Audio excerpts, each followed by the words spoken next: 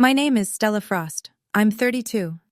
She's independent because she's not really part of this family, my father muttered into his whiskey glass. And then, when my uncle asked what he meant, he looked straight at me and said it louder. I'm done pretending. She's not my daughter. 31 guests. Thanksgiving dinner. My grandmother's house. That was last November. My stepmother was already holding a tissue before he even opened his mouth. I didn't notice that detail until later. What I noticed was the silence, and then the chaos. A fork dropping. My 7-year-old cousin asking, "Why is Uncle Richard yelling?" 2 aunts standing up to clear plates because they didn't know what else to do. But what none of them knew, what my stepmother had spent 2 years making sure no one would ever find, was sitting inside a dusty shoebox in the hallway closet, 10 feet from where I sat. My grandmother had put it there before she died. She told me once, "Don't go looking for trouble. But if trouble comes to you, that's where your answer is." Before I go on, please take a moment to like and subscribe, but only if you genuinely connect with this story. Drop your location and local time in the comments. I'd love to know where you're listening from. Now let me take you back 19 years, to the week my mother was buried, and the first time everything started to change. I was 13 when we buried my mother. Ovarian cancer. 8 months from diagnosis to funeral. I remember standing at the edge of the casket in a black dress my mother had picked out for my 8th grade dance because nobody thought to buy me something for a funeral. My father stood 3 feet to my left. He didn't reach for my hand. He didn't look at me. He stared at the coffin like it owed him something. My grandmother Eleanor was the one who held me. She pressed my head into her wool coat and whispered, "Breathe, sweetheart. Just breathe." Her hands smelled like lavender and cold cream. I held on to her until the cemetery workers told us it was time to leave. 4 months later, my father brought a woman home. "This is Diane he said, "a friend from work." Diane had a daughter, Lauren, 9 years old, blonde curls, front teeth still coming in. She smiled at me like we were going to be best friends. My father picked Lauren up and carried her to the car. He hadn't carried me since I was 8. Within 6 weeks, Diane moved in. Within 8, my bedroom on the 2nd floor, the one with the window that looked out over the maple tree my mother planted, became Lauren's. "She's younger," Diane explained, folding Lauren's pink comforter onto my old bed. "She needs the sunlight." I moved to the basement, concrete walls, one window at ceiling height. I taped my honor roll certificate next to the light switch because there was nowhere else to put it. My grandmother came to visit that October. She walked through the house slowly, looking at everything. When she saw the basement, she stood in the doorway for a long time.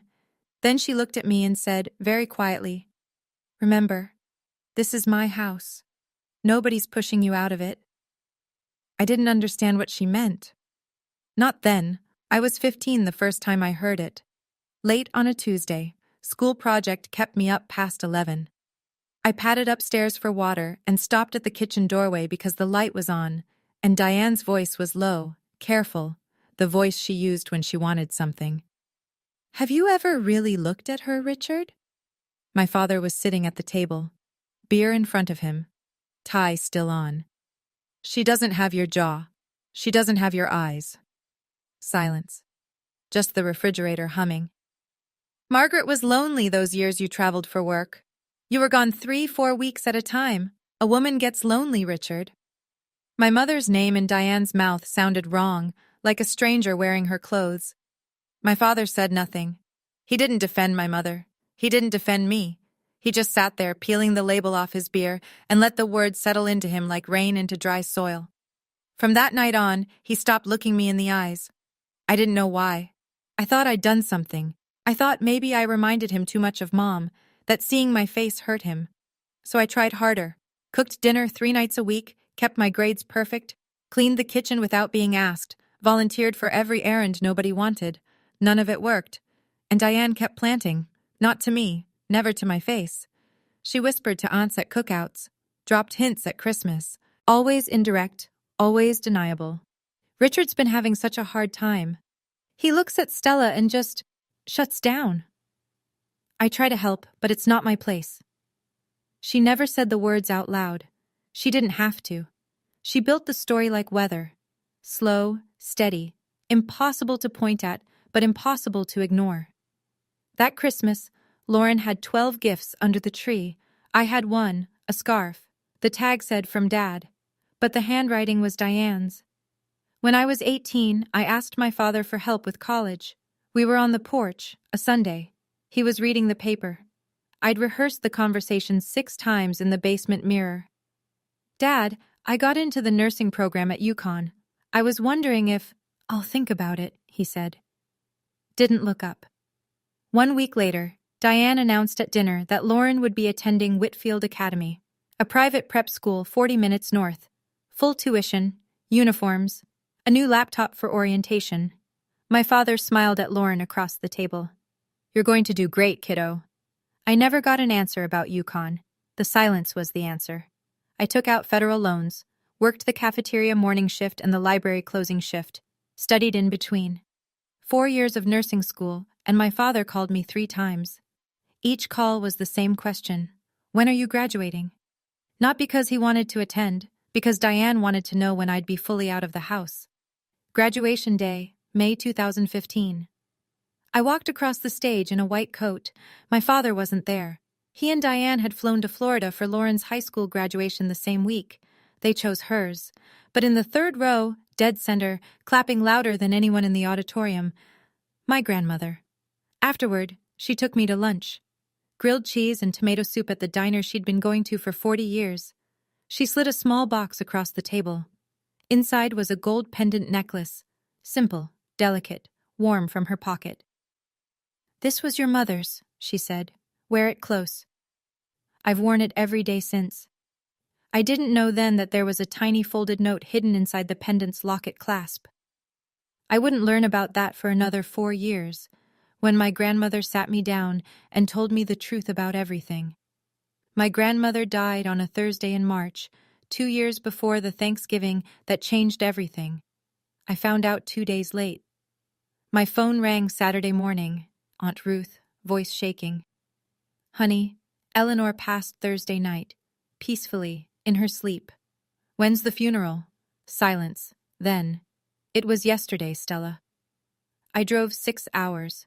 When I got to the house, my grandmother's house, the one she'd lived in for 51 years, the one where 3 generations of Frosts had eaten Sunday dinners, the funeral flowers were already wilting on the porch. Diane opened the door. Oh, Stella, we tried to call. She hadn't tried. I asked to go into my grandmother's room, just to sit, just to be near her things. Diane stepped into the doorway. Not blocking, positioning. Eleanor's things are being sorted. We'll let you know if there's anything for you. I looked past her into the kitchen. On the counter, half hidden under a grocery circular, I saw a manila envelope. The return address read, Alderman and Associates, in dark blue type, a law office. Diane followed my gaze. Her hand moved, casual, practiced, and slid the envelope under a stack of mail, like tidying up, like nothing. When's the will being read? I asked. There's no formal reading, Diane said. Richard spoke with the lawyer. Eleanor left the house to him, that's all. Relatives filtered through that week. Nobody questioned it. Richard was the only son. It made sense. But driving home, I kept hearing my grandmother's voice from years ago, standing in that basement doorway. This is my house. I passed the hallway closet on my way out. My hand touched the doorknob, held it for a second. Then I let go. I thought my grandmother was gone. I thought whatever she'd been keeping didn't matter anymore. I was wrong about that too. I need to go back 3 years before my grandmother died, to 2019, to the day she told me the truth. My grandmother was 77 that year and sharp as a blade. She organized a family health screening. Heart disease ran deep in the Frost line. Her husband, my grandfather, had died of a massive coronary at 61. She wanted everyone tested. She booked a Saturday at Dr. Perkins' family practice. Richard came. I came. Aunt Ruth drove up from Hartford. A few cousins. We all gave blood and saliva samples for a cardiac risk panel. Richard signed his consent form between bites of a donut from the waiting room. Routine. Uneventful. 2 weeks later, my grandmother asked me to come to her house. Alone. She was sitting at her kitchen table with 2 cups of tea already poured. She looked at me the way she always did. Like she could see every version of me, 13 and 27 and 40, all at once. "I've heard what Diane's been telling your father," she said. "About your mother. About you." My stomach dropped. "It's not true, Stella. None of it. Your mother was faithful. She was good. And I have proof." She told me she'd asked Hartford Genomics to run a paternity test from the health screening samples, mine and Richard's. I had given my sample willingly, and she'd requested the additional test with my knowledge now, sitting right here, asking for my consent. "Do it," I said.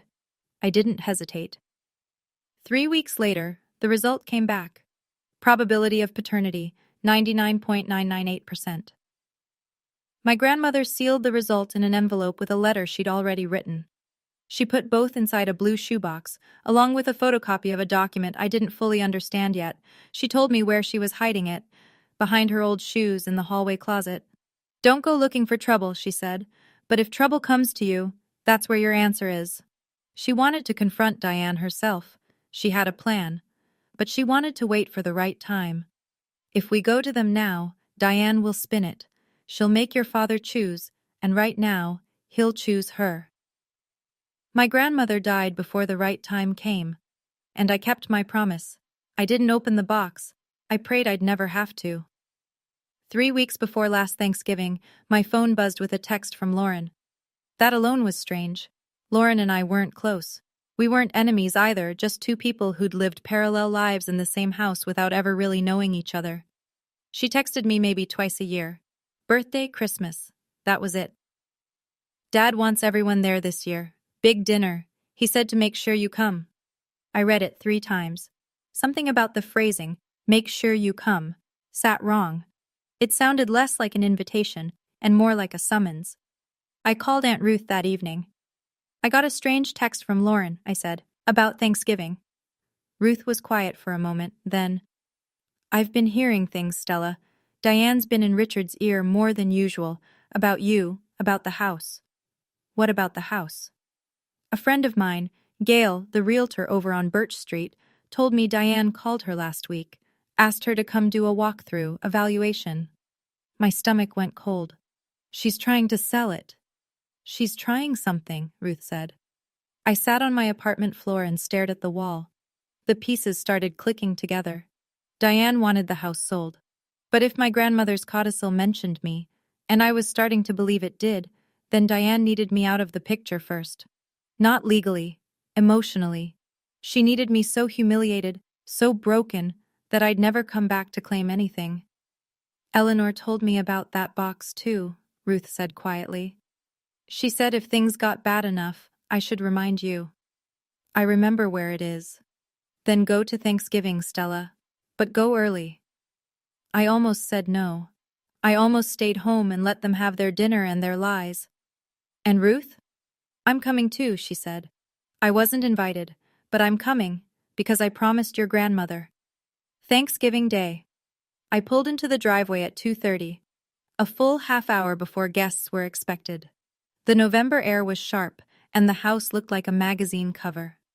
Diane had hired someone to hang garlands across the porch railing. White lights threaded through the boxwoods, a wreath on every window. It looked beautiful. It looked like a stage. I walked up the porch steps carrying a bottle of wine, like every year, simple burgundy knit dress, my grandmother's pendant against my collarbone, hair down, no armor except the truth I was praying I wouldn't need. Diane opened the door before I knocked. "Stella, so glad you could make it, sweetie." She pulled me into a hug, held my shoulders a beat too long. Her smile was wide, but her eyes were scanning, checking me, reading me, the way she always did. Then she steered me left toward the kitchen. "Come help me with the cranberry sauce." I looked right as we passed the hallway. The closet door, plain white, brass knob, was 8 steps away. I could see the edge of the shoe rack through the gap under the door. 8 steps. But Diane's hand was on my back, guiding me in the other direction. In the kitchen, caterers were plating appetizers.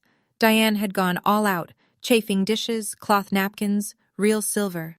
This wasn't a family Thanksgiving. This was a production. I glanced through the kitchen doorway into the living room. Richard sat in the recliner by the window, staring at nothing. A glass of Maker's Mark in his hand, at 3 in the afternoon. "Hi, Dad." He turned his head, looked at me, something flickered, and then went out. "You came," he said. "Not, I'm glad. Not, you look nice. Just confirmation. Like checking a name off a list." Cars were pulling into the driveway, doors closing, voices on the porch. I hadn't reached the closet yet. By 3:15, the house was filling up. Cousins I hadn't seen in a year. Richard's golf buddies, Diane's friends from her book club. 2 women I'd never met, both overdressed, both laughing too loud at everything Diane said. I waited. At 3:20, Diane was deep in conversation with the caterer about the gravy boat. Lauren was in the dining room adjusting place cards. Richard hadn't moved from his chair. I wiped my hands on a dish towel. "Bathroom," I said to no one in particular. The hallway was empty. Just coats on hooks, the umbrella stand, and the closet at the far end. I walked normally, didn't rush. My pulse was in my throat. I opened the closet door. Winter coats, scarves on the top shelf, and on the floor, my grandmother's shoes, orthopedic flats in beige and navy, lined up neatly, untouched since she died. No one had cared enough to move them. I knelt and reached behind the back row. My fingers touched cardboard. Dusty, cool. The corner of a box. I pulled it out. Faded blue. A Nike logo half worn off the lid. It looked like nothing. An old shoebox that belonged in a donation pile. That was the point. My grandmother had hidden the most important thing in the most ordinary place. Something inside shifted when I tilted it. Light, paper, footsteps. Lauren appeared at the end of the hall. "Oh, hey Stella, you okay?" I slid the box back. "Yeah, just looking for a hanger for my coat." She nodded and moved on. I counted to 10, pulled the box out again. This time, I didn't put it back.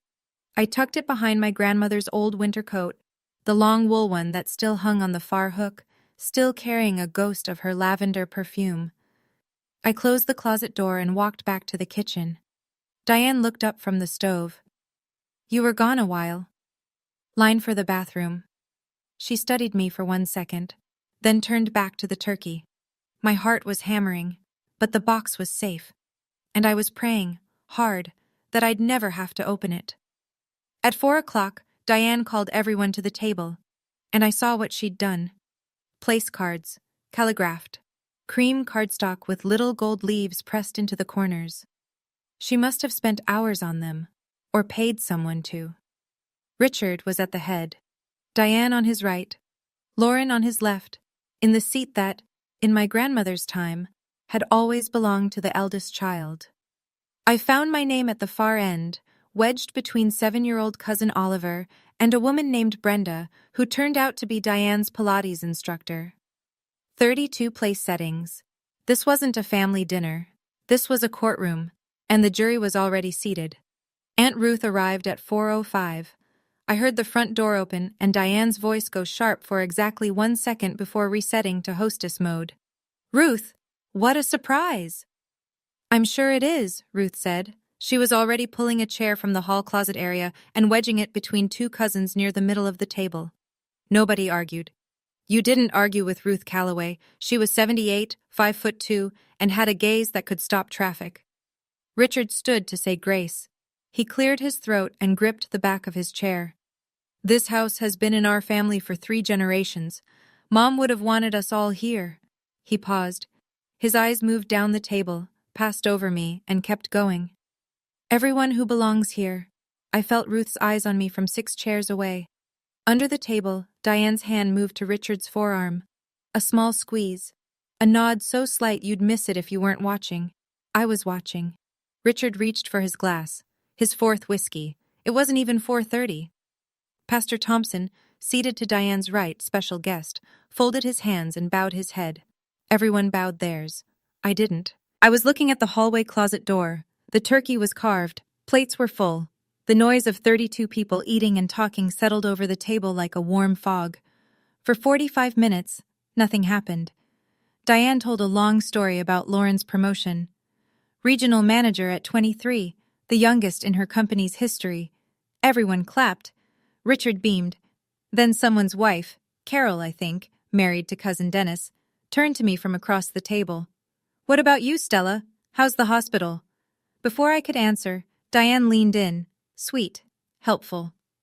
"Oh, Stella keeps to herself. She's always been independent." She said the word like it meant something else. "I'm fine, thank you," I said. "ER keeps me busy." The conversation moved on, for about 3 minutes. Uncle Gary, 2 beers deep, looked at my father from across the table. "Richard, you all right? You look like you've got something on your mind." My father stared at his plate. "I'm fine." Diane put her hand on his arm. She leaned close, but her whisper carried the way whispers do in quiet rooms, perfectly audible to anyone paying attention. "It's okay, honey. You don't have to carry it alone tonight." I felt my spine straighten. Ruth set her fork down. "Let the man eat in peace." Diane looked at Ruth the way a cat looks at a closed door. "Ruth, this is a family matter. I am family." 3 seconds of silence. The kind where everyone suddenly becomes very interested in their mashed potatoes. Then Richard picked up his whiskey glass and drained it. He set it down hard. The sound cut through the table noise like a gunshot. Every head turned. He pushed his chair back, and he stood up. My father stood at the head of the table with both hands flat on the wood, the way a man stands when he's trying to keep himself upright. Someone's wife said, "Richard, sit down. Have some pie." He didn't sit. "I've been carrying something a long time," he said. His voice was thick, unsteady, whiskey and 18 years of Diane's voice in his ear. "She's independent because she's not really part of this family." The words landed like a slap. Carol stopped chewing. Dennis put his fork down. "Uncle Gary." "What are you talking about, Rich?" My father looked at me, right at me, and I saw it. A flicker. Just for a half second. The father I remembered from before. The one who used to carry me on his shoulders through the apple orchard. His eyes were wet, and his jaw was tight. And I could see he knew, somewhere deep, that what he was about to say was wrong. He said it anyway. "I'm done pretending. She's not my daughter. Margaret wasn't faithful. I've known for years." The room cracked open. A fork hit a plate.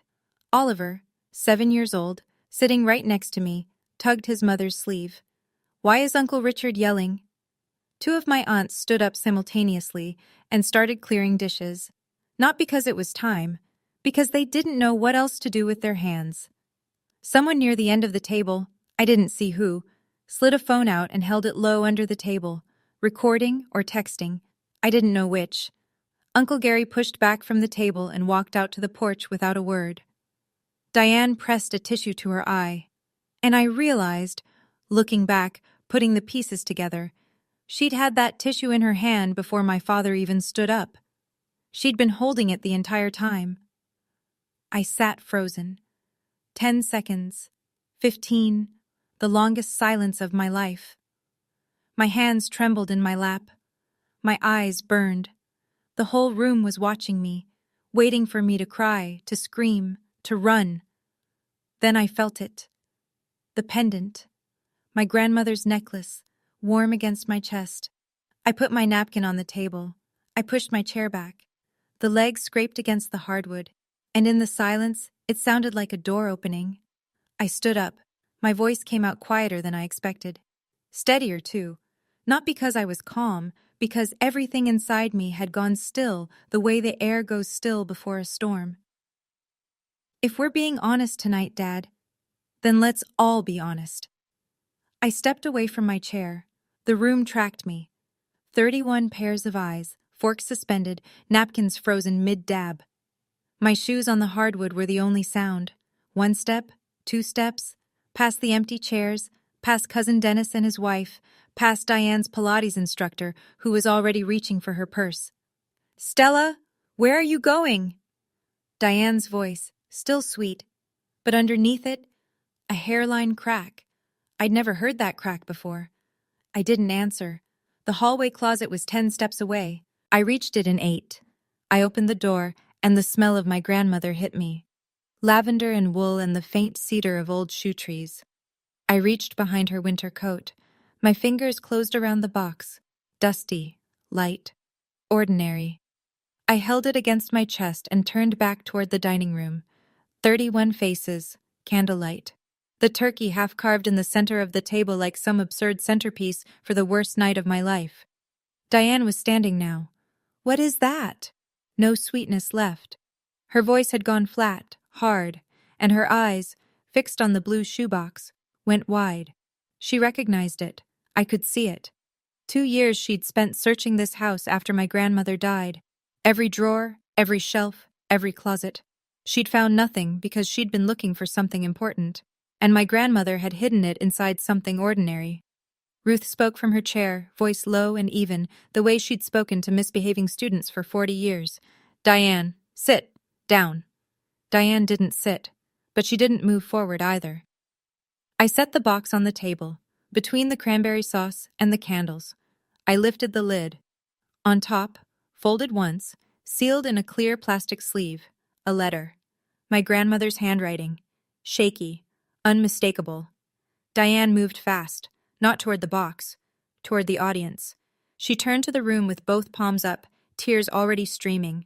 The performance was instant, seamless, like she'd rehearsed it in a mirror. This is exactly what I told Richard. She came here with a plan. Her voice climbed. She has been jealous of Lauren since day one. She can't stand that this family moved on without her. She pressed the tissue to her throat, a gesture of delicacy, of suffering. I have given 18 years to this family. 18 years. And this is what I get? A few people shifted in their seats. Brenda, the Pilates friend, nodded sympathetically. But most of the table was looking at the box, not at Diane. Maybe we should all just, one of my aunts started. I am calm, Diane snapped. The mask slipped for exactly 1 second. Then she caught it, softened her face, pressed the tissue back to her eye. Richard, still standing, his hand on the back of his chair like it was the only thing keeping him vertical. Stella, sit down. Don't make this worse. I looked at him, my father, the man who carried me through apple orchards, the man who let a stranger erase my mother from his memory. I'm not making anything worse, Dad. I'm not the one who started this tonight. Diane pointed at me. You see, she always turns everything into... Diane, hush. Ruth's voice cut through the room like a bell, not loud, just final. Let her talk. Oliver's mother scooped him up and carried him toward the living room. 2 of Diane's friends exchanged a glance. The room was shrinking, not in size, but in patience. I slid the letter out of its plastic sleeve, unfolded it. My grandmother's handwriting blurred for a second because my eyes were wet, and I blinked hard until it steadied. I began to read. Dear Stella. My voice cracked on her name. I swallowed, started again. Dear Stella. If you're reading this, it means things have gotten bad enough. I'm sorry I couldn't fix this while I was alive. I tried. But Diane is patient, and your father is weak. A sound came from the other end of the table. Someone, I think it was Aunt Carol, inhaled sharply. Your mother Margaret loved your father until the day she closed her eyes. She was faithful. She was good. The things Diane has been whispering about her. I heard them. All of them. I had to stop. Breathe. The words were my grandmother's. But the anger behind them was mine too. Anger for my mother, who couldn't defend herself. Who had been dead for 19 years and was still being called a liar by a woman who'd never met her. And I will not let a dead woman be slandered in her own home. Marcus, my cousin, leaned back in his chair and covered his mouth with his hand. In this box, I left what I could gather. Not for revenge, Stella. For the truth. Because the truth is the only thing that can't be taken from you. I set the letter down. My hands were trembling. The room was so quiet I could hear the candles flicker. Richard's voice, thin. Mom was confused at the end. She didn't know what she was... Ruth cut him off without raising her voice. Eleanor was sharper at 80 than most people in this room, Richard. Including you. Diane, arms crossed. An old woman's ramblings. This proves nothing. Ruth looked at me, steady, certain, the same way my grandmother used to look at me. There's more in that box, Stella. Keep going. I reached into the box and pulled out the second envelope. It was manila, yellowed at the edges. The Hartford Genomics logo was printed in the upper left corner. A double helix in blue ink, slightly faded, My grandmother's handwriting across the front. For the truth. Eleanor, 2019. In 2019, I said, my grandmother organized a family health screening. Heart disease runs in the Frosts. Grandpa died of a coronary at 61. She wanted everyone tested. I looked at my father. Dad, you gave a blood sample. So did I. We all signed consent forms at Dr. Perkins' office. Richard's brow furrowed. He remembered. Grandma asked the lab to run a paternity test from those same samples. She told me. I agreed. I opened the envelope, pulled out a single sheet, held it where the candlelight could catch it. Probability of paternity, I read. 99.998%. The room didn't gasp. That's a movie thing. What actually happened was worse.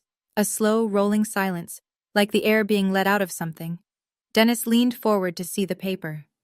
Carol's hand went to her chest. Marcus stood up from his chair, took 3 steps toward the window, and stopped, staring at nothing. I am your daughter, Dad. My voice didn't break this time. It was low and even and sadder than I wanted it to be. I have always been your daughter, Diane. That's... anyone can fake. Hartford Genomics, Ruth said from her seat, calm as stone. I drove Eleanor there myself. The lab stores samples. They have records. Call them, Diane. Call them right now. I set the paper on the table, face up, next to the cranberry sauce. This isn't a court document, I said, but it's from a certified lab with stored samples, and if anyone in this room has doubts, Dad, you can walk into any clinic tomorrow and we'll do it again. I'll pay. Nobody spoke. My father was staring at the paper like it was a mirror showing him something he didn't want to see. My father picked up the lab report. His hands shook so badly the paper rattled. He read it again. Then he set it down and looked at Diane. Not the way a husband looks at a wife. The way a man looks at a locked door he's just realized he built himself. You told me? His voice was barely a whisper. You told me she wasn't mine. Diane's chin lifted. Richard, I believed it. Margaret was my wife. The word came out of him like something torn loose. 2 of the aunts froze mid-step in the kitchen doorway, plates in hand. And Stella is my daughter, and in front of everyone, He sat down, not deliberately. His legs just gave. He put his head in his hands. His shoulders shook. I stood 6 feet away, close enough to touch him. Every instinct I'd built over 18 years, be good, be patient, go to him, make it easier, pulled at me like a current. My feet wanted to move. My arms wanted to reach out. I didn't move. For the first time in my life, I chose myself first. Lauren's chair scraped back. She stood without looking at anyone, walked to the front door, and disappeared onto the porch. The door clicked shut behind her. Diane was still standing, still performing. But the audience had turned. Richard, she's manipulating. Stop. One word. My father said it without lifting his head from his hands. One word aimed at the woman he'd chosen over me for 18 years. But sitting in that dining room, watching him crumble, I didn't feel victory. I felt the weight of all the years that word came too late. 18 years too late for one syllable. The candles flickered, the turkey sat untouched, and I still had one more thing in the box. I reached into the box one final time. The last item was a photocopied document, 4 pages, stapled at the corner, with my grandmother's handwriting in the margin.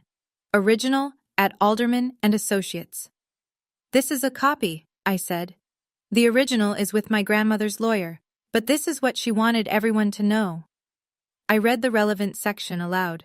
My voice was steady now, not because I wasn't shaking inside, because my grandmother's words deserved to be heard clearly. I, Eleanor Marie Frost, being of sound mind, hereby amend my last will and testament with the following codicil. I leave the family residence at 14 Maple Hill Road to my granddaughter, Stella Margaret Frost, in full and unconditional ownership. Someone whispered, "Oh my God." I didn't see who. The codicil states the reason, I continued. My son Richard has been unduly influenced in his decisions regarding his firstborn. I leave the family home to Stella to ensure she always has a place. Diane went white. Not red. White. The color left her face like water draining from a sink. That's not valid, she said. Richard told me Eleanor left everything to him. Ruth spoke, still seated, still calm. Because you hid the letters from the law office, Diane. Mr. Alderman sent 2 notification letters to this house. Neither one was answered. She paused. He told me himself. The room turned to Diane the way a weather vane turns in a shifting wind, not all at once but inevitably. Richard raised his head. His eyes were swollen. His voice was raw. You hid my mother's will? Diane grabbed her purse from the back of her chair. Her mouth opened, then closed. For the first time in 18 years, Diane Frost had nothing to say. Ruth's voice followed her to the door. You can leave, Diane, but the truth stays. Diane stopped in the doorway, purse clutched to her chest like a shield. She turned around one last time. I expected venom. What I got was something almost worse, a plea dressed up as indignation. You're all making a mistake. I gave the best years of my life to this family. Marcus, who had been standing by the window with his arms crossed since the DNA result, shook his head slowly. Diane, come on. 3 words, but the tiredness in his voice, the disappointment, carried more weight than any speech. One of my aunts picked up a serving dish and walked into the kitchen without looking at Diane. Another followed. Not dramatic, not confrontational, just done. The way Midwestern women end things, by quietly refusing to be in the same room. Diane looked at Richard. Are you coming? He was still in his chair, still holding the lab report. He didn't look up. I need a minute. Richard. He said nothing. Diane left. Her heels clicked down the front steps. A car door slammed. The engine turned over. Gravel crunched as she backed out of the driveway. And then it was quiet. 30 people in a dining room, candles burning low, food going cold. Nobody knew what to do next because there's no etiquette book for this, no chapter titled, What to Serve After Your Stepmother's Lies Collapse at the Dinner Table. Pastor Thompson folded his napkin neatly. I think the family could use some space, he said, and a few of Diane's friends and the golf buddies murmured agreement, collecting coats, saying soft goodbyes. I stepped out onto the porch for air, and that's where I found Lauren. She was sitting on the top step, elbows on her knees, staring at the driveway where her mother's taillights had just disappeared. She wasn't crying for Diane, I could tell.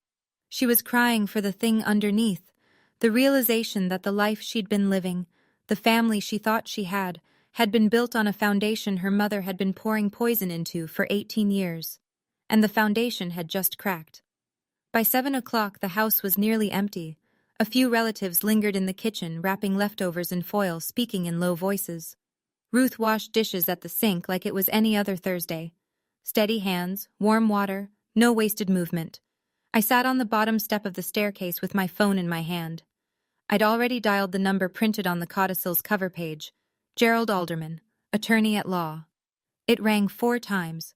Voicemail. An older man's voice, unhurried. You've reached the office of Gerald Alderman. We are closed for the holiday. Please leave a message and we will return your call on the next business day. I pressed the phone to my ear and tried to keep my voice even. Mr. Alderman, this is Stella Frost, Eleanor Frost's granddaughter. I found the box. I need to speak with you. Please call me back. I hung up, stared at the screen. Nothing.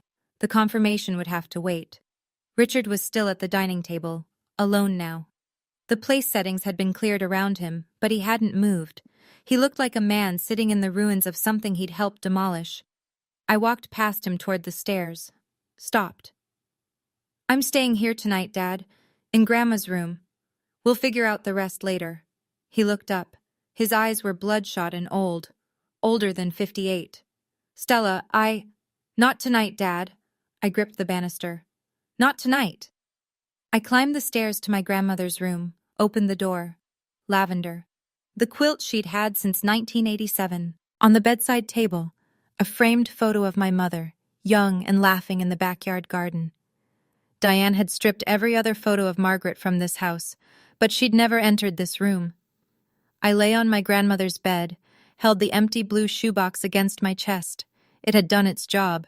But I didn't sleep, not because of the silence, because of the question circling my head like a bird that wouldn't land. Why did it take 18 years and a piece of paper for my father to look at me? My phone rang at 8:14 the next morning. I was already awake, hadn't really slept. The room was cold and gray, the way New England mornings are in late November. I picked up on the second ring. "Ms. Frost? This is Gerald Alderman. I received your message." His voice was warm, measured, the voice of a man who'd practiced law for 40 years and never once rushed through a sentence. "I've been expecting this call," he said. "Not today specifically, but eventually. Your grandmother told me it would come." I sat up, pulled the quilt around my shoulders. "Is it real? The codicil? Is it valid?" "It is. Eleanor executed it in my office on September 14th, 2020. 2 witnesses, both members of my staff, neither related to the family, notarized. She also signed a capacity declaration, and I personally documented her mental acuity at the time of signing." He paused. "I sent 2 notification letters to the house after her passing. Neither was returned. Neither was acknowledged. I suspected interference, but I had no proof until now." "Diane intercepted them," I said. "That's consistent with what I suspected, and it's something the probate court will take seriously." I exhaled. The air left my chest in a way that felt like something unclenching. "What do I do now?" "Come to my office Monday. We file the transfer through probate. It may take a few weeks, possibly a couple of months, but the documentation is thorough, Stella. Your grandmother made certain of that." I looked out the window, the backyard, my mother's garden, overgrown now, mostly dead stalks and bare soil. But the boxwood border she'd planted 25 years ago was still standing. "Thank you, Mr. Alderman." "Don't thank me." A pause, a softening. "Thank Eleanor. She did all the hard work." I hung up, set the phone on the quilt, pressed my palms against my eyes until the tears stopped. Then I went downstairs to make coffee, because the world keeps going, even after it breaks. 2 weeks later, this is what the wreckage looked like. Diane hired a lawyer. The lawyer reviewed the codicil, 2 independent witnesses, notarization, capacity declaration, county filing, and declined to take the case. There was nothing to contest. My grandmother had built her paperwork like a fortress. Diane called Pastor Thompson next, asked him to sit down with me and talk about forgiveness and family unity. Pastor Thompson told her, politely but clearly, "I was there, Diane. I think the person who needs guidance right now isn't Stella." In the church, the Whisper Network reversed direction. For 18 years, Diane had been the devoted second wife, the woman who saved Richard from his grief. Suddenly, people were remembering things, small moments, offhand comments, that looked different in the new light. She always did talk over Stella at potlucks. Remember when she forgot to invite Stella to the Christmas pageant? The same community that had nodded along to Diane's version for nearly 2 decades was now quietly, uncomfortably rewriting the story. My phone filled with messages. Marcus, "Your grandma would be so proud." Aunt Carol, "I'm sorry I didn't see it sooner." A few people stayed silent. I didn't blame them. It takes time to admit you were fooled. Alderman called with one more piece of information. The intercepted notification letters. Diane's refusal to respond to legal correspondence regarding the estate could be reported to the probate court. The court could sanction her, potentially bar her from any involvement in future estate proceedings. I chose not to pursue it. I wanted the house and the truth. That was enough. Then the pastor called me, privately, and he told me something I never expected to hear. 3 years ago, he said, your grandmother came to see me. She asked my opinion on writing a codicil, whether it was the right thing to do. What did you tell her? I told her to follow her conscience. And she sat in the chair you're probably sitting in right now and said, my granddaughter will need armor one day. This is the best I can forge. I pressed the phone against my forehead and cried for the first time since Thanksgiving. Lauren called on a Sunday, 3 weeks after Thanksgiving. I was at the kitchen table in my apartment, grading whether I could afford to take unpaid time off for the probate process, when her name appeared on my phone. I almost let it go to voicemail. Then I picked up. Hey, Lauren. Hey. Her voice was small, younger than 23. Do you have a minute? I do. 4 seconds of silence. I let them pass. I think I knew something was wrong. She said it slowly, like she was laying each word down on a surface and checking whether it would hold her weight. I just didn't want to look at it. I closed my laptop, gave her the silence she needed. I saw how Mom treated you. I saw Dad stop looking at you. And I just kept taking the good parts for myself, the room, the tuition, the seat at the table. Her breath hitched. I told myself it wasn't my problem, that it was between you and Dad. But that's not true, is it? No, I said. It's not. More silence. A sniffle. Mom keeps calling me. She says you stole the house, that Grandma Eleanor was senile, that you manipulated everyone. What do you think? The longest pause of the call. Then, very quietly, I think Grandma Eleanor was the only honest person in that house. I didn't rush to comfort her. I didn't pile on either. She was 23, and the story she'd lived inside, the one where her mother was the hero and I was the difficult outsider, had collapsed. That kind of reckoning doesn't need advice. It needs space. I appreciate you saying that, Lauren. That took something. I don't know what happens now. I'm not going to tell you what to do about your mom. That's your road. But if you ever want to talk, just you and me, no sides, I'll pick up. Okay. Okay. We hung up. It was the shortest and most honest conversation we'd ever had. My father asked to meet at a coffee shop. Neutral ground. I agreed. He was already there when I arrived. Corner booth, untouched Americano, both hands wrapped around the mug like he was trying to warm himself from the inside. He looked 10 years older than he had at Thanksgiving. I went through old photos last night, he said, before I even sat down. You have my mother's eyes. You have Margaret's smile. He swallowed. How did I let myself forget that? I took off my coat, hung it on the hook, sat down across from him. You didn't forget, Dad. You chose to believe someone else. He flinched. Not dramatically, just a small contraction around the eyes, like sunlight hitting a wound. She started 6 months after the wedding, he said. Diane. She told me she'd found old messages in Margaret's phone. Said she didn't want to hurt me, but she thought I deserved to know. He stared into his coffee. Margaret was gone. She couldn't tell me it wasn't true. There it was. The cruelest part of Diane's entire strategy. She'd attacked someone who couldn't fight back. You could have done a DNA test any time in 18 years, Dad. $100, 3 days. I was afraid. You weren't afraid the answer would prove her right. I kept my voice level. I owed him that. You were afraid it would prove her wrong, because then you'd have to face what you did to me. The coffee shop hummed around us. A blender, a laugh, normal life, carrying on. I'm sorry, Stella. I'm not ready to forgive you yet, Dad. Maybe someday. But not because you say sorry today, because you actually change. He nodded. He didn't argue. That was something. The house is mine now. Grandma made sure of it. I'm not selling it. I'm not kicking you out. I zipped my coat.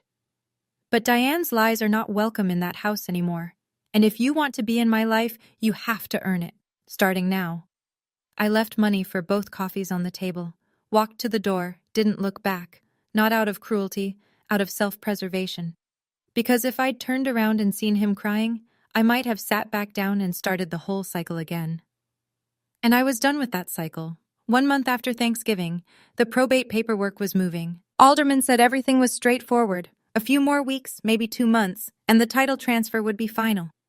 In the meantime, I'd started coming to the house on weekends, not to claim it, to remember it. I spent a Saturday cleaning my grandmother's room.